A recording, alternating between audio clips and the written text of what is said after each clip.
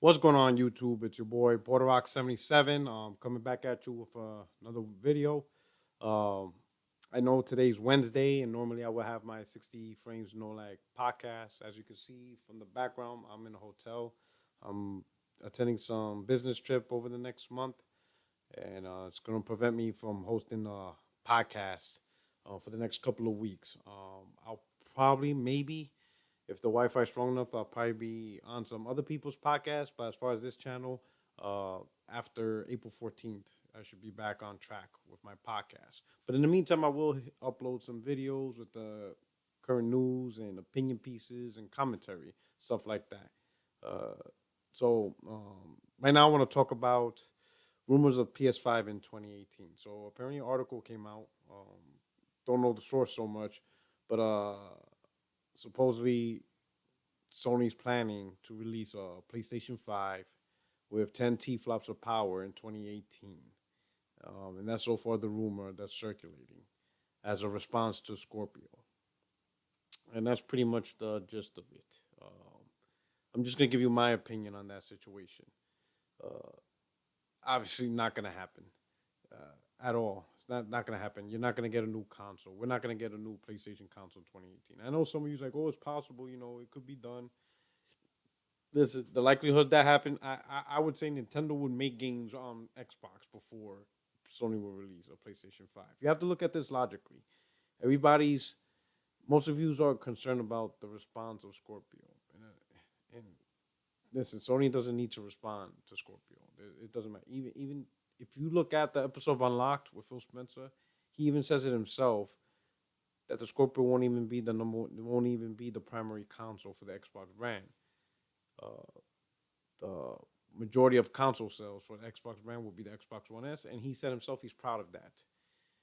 Scorpio is a premium product meant for like the hardcore gamer, hardcore Xbox gamer, hardcore enthusiast that wants the best graphics and the best everything. That is not the majority of the market. Majority of the market already went with PS4, and most of them are going to stay on the PS4 for the rest of the gen.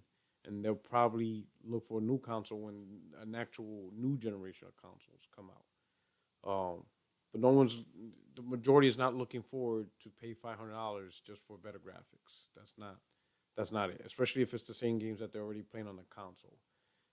Come when Scorpio launch, Scorpio won't even be the best selling Xbox. It's going to be the Xbox One S. And you're going to see it for yourselves. I've been saying this for the longest. No one really wants to listen, or at least none of the majority of the Xbox community don't want to listen.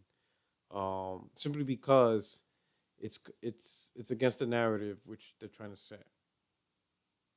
With the Xbox Scorpio, they're hoping for more than just a more powerful console, better experience with multiplats. That's not enough for them. That's not enough. They want more. What they want is Xbox to dominate the industry, to be the number one console brand in the industry in the way that Xbox 360 was. Selling lots of games. It was the preferred platform. It was a platform with the most industry support. That's what the Xbox fans want. And I can understand why you guys want that. I can understand why Xbox fans want that. There's more games for you. There's more support for you, more content. Even the multiplats, more content, whether it's exclusive or time. It's just you just get more from being the number one console in the industry. So I understand why you want that, but there's a difference between wanting and and how can I put it, not seeing things realistically. Scorpio's not gonna get you there. That's not the answer, Sway, as Zaire says. Um, the answer is not pushing a $500 product when the number one selling product right now is a $250 PS4 Slim.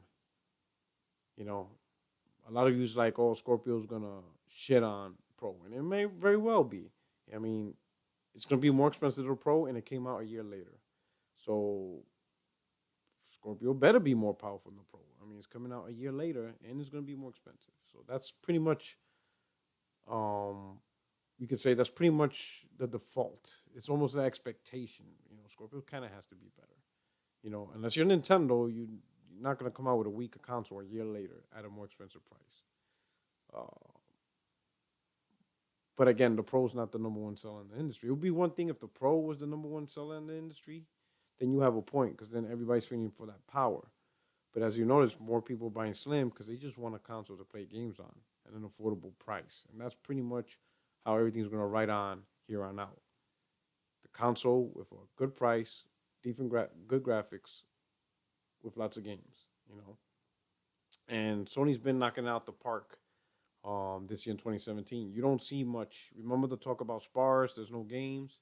You don't see that no more. That's pretty much died.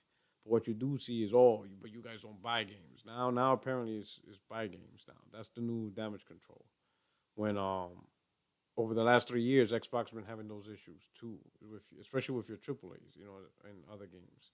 Like Quantum Break wasn't a big seller. Sunset Overdrive wasn't a big seller. We of course not AAA, but even as a AA $40 title, it wasn't a big seller. Um, so you had titles that Rise wasn't a big seller. Maybe it did all right. Maybe a million. I don't know. But you didn't have games that blew up the charts, and it wasn't like you had a current version of Gears or Halo. You didn't have that this year. So all the Xbox new IPs didn't like blow up the charts and set the industry on fire. Now I'm not saying they're bad games or anything, and I'm not here to criticize or critique them.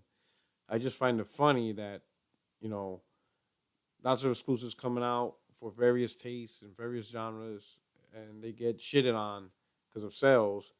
But then you guys hyped your exclusives, and it's not like your guys were. It's not like those games were blowing up the chart either. So I don't understand the double standard you guys set. Um, the main complaint you guys had about the PlayStation was really sparse lineup. They didn't have that much games. But now that the games are coming, now it's jab crap, and all this nonsense. I mean, in reality, let's call it a spade. Both sides is not going to see eye to eye. Really, that's just how it is. Um, both sides is not going to come to an agreement about which is the best platform. One side's going to rock Xbox, the other side's going to rock PlayStation 4. And that's opinion. That's perfectly fine because at the end of the day, it's personal preference. It's what you prefer, what you want to play on, and you don't have to validate your own personal preference. It's just is. Personal preference is just that. It doesn't have to be validated. It doesn't have to be proven. It doesn't have to be established as a fact. You like the console for the reasons that you like it, and you use your money to buy it, and that's it. And that's all it is. Um, but as far as if you want to talk about factual things, this industry, the only factual thing this industry is PlayStation 4 is the number one selling console. And it's the number one selling software console overall across, multi-plats, exclusives, and everything combined. And when a console leverages that type of power, the industry follows. The industry will try to support it. Now, of course, it's not like back in the days where the industry will make exclusives for that console. Now, everything's multi-plat for the most part. But you're gonna have developers that will either release the game first on that platform, or they'll just release on that platform PC, as we noticed many games on that. And if they release it on multiple platforms, they might try to do a marketing deal with the preferred platform to get exclusive content, time exclusive content. I mean, there's a lot of advantages of being the number one selling console and the number one software provider. Um, but this goes back to the PS5. The PS4 is doing the best the brand has ever been doing. From the moment it started with the PlayStation 1. Right now, it's outpacing the PlayStation 2 in month-to-month sales, and it's outpacing the PS2 in terms of game sales. So this potentially could be the best, could be the new king of consoles if it keeps pushing that. I know overall PlayStation 2 had 150 million. That's a real hard number. Probably will never reach it. But the metric of how much you sell in the first 5 years, most likely the PlayStation is going to have that record. Or how much consoles you sell before the next generation of consoles initiates or begins. PlayStation 4 is probably going to have that record too. And releasing a PlayStation 5 a year from now, a little over a year, that would probably hurt PlayStation 4 more than Scorpio will. So Sony's going to ride this train until it starts actually slowing down. But right now, PlayStation 4 is like a runaway freight train. It's full speed ahead, and the brakes are broken, and it's going to be real hard to stop this huge freight train. And Sony's going to ride it, and they're going to keep riding it by pushing games. They're going to keep pushing games. They're going to keep pushing games. So there's not going to be no PS5. Most of you are. It's really the minority. The ones that want a 10 teraflop PS5 and are hyping, oh, Sony got to do it. You're the minority. You're not the majority. The majority, the PlayStation 4 is at 60 million.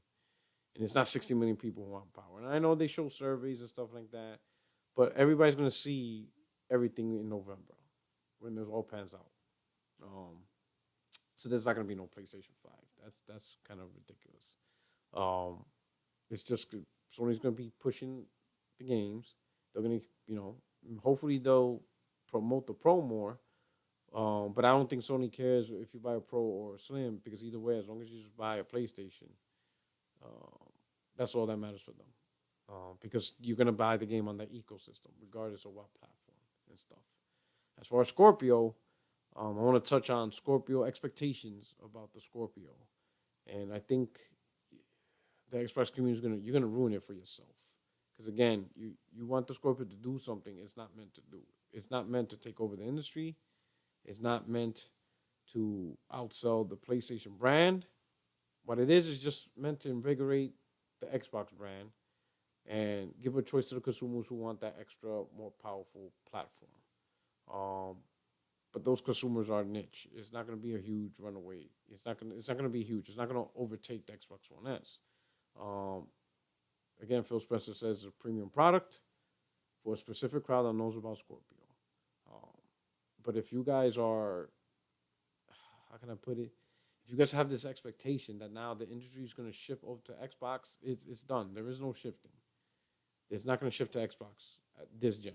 You would have to start over from scratch with a new gen, where the PS5 versus the Xbox Infinity or whatever you want to call it. That's when everything resets and could shift. But right here, right now, 60 million console sales, nah, that's done. I mean, Xbox probably is not even at 30 million. It's done. It's the industry siding with PlayStation 4.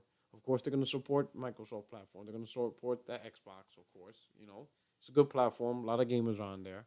But you're not going to get much more than that, okay? With the Scorpio, hype what you actually are going to tangibly get. And what you're going to get is superior multiplats with 6 T-flops, whatever. You're going to get great-looking games. You're going to get, better. You're going to get the very best version of games if you have the Scorpio. If you buy that Scorpio, you will have the best version of games. If you don't have the Scorpio and you have the Xbox One S or the vanilla Xbox One S, then obviously you won't have the best version of games. And that's pretty much it. I know another thing to touch on is one of the negative things behind the Scorpio is, it has no games, it has no games.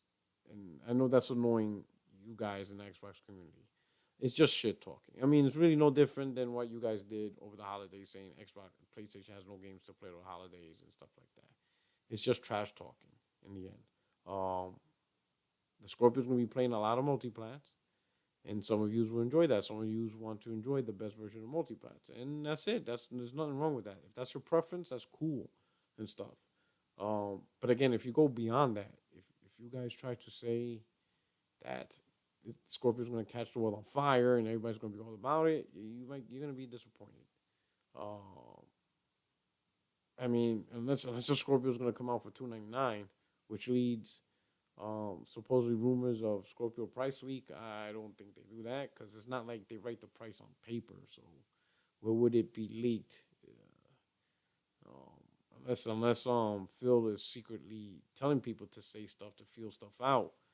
But depending on the hardware configuration, supposedly, if the console is gonna have Risen and Vega, then you're talking at least $500. I don't see this console releasing 400. 400 would be a nice price point, believe it or not. It would be a great price point for this product if Microsoft were able to do it. But they're probably not. It's probably going to be a $500 product, because Phil Spencer keeps saying it's a premium price. Well, that's really it. That's what I want to talk about. So for overall, with the PS5, not going to happen. Don't even worry about it. I think I think maybe at the earliest is 2019, which is 2 years from now, and I don't even see that. I see maybe a 2020. I could see a 2019. No, not even a 2019 review. I could see maybe a early 2020 review. Like February, March or something, or at the PSX December 2019. I could see that, and then they launch in 2020. PS5 with proper hardware and stuff like that. Sony's always going to try to push out hardware and stuff like that. But right now, over the next 3 years, next 2 or 3 years is all about the games. And Sony has big projects. We got Spider-Man, um, God of War, Days Gone, Death Stranding, The Last of Us 2. Um, and yeah, I'll make a video of something about Sony's E3. But anyway, thanks you so much for rocking out with me. This video is about 16 minutes long. At the end of the video, subscribe. Check out my last video. I'll have the end cards, so that way if you're on a tablet or phone, you can easily subscribe. I hope you enjoyed this video. Again, stay tuned. I'll be back with my 60 Frames No Lag podcast back in April. I know you guys really enjoyed that, and I appreciate it. But in the meantime, I will be uploading videos for your enjoyment, okay? Anyway, you guys take care and have a good night.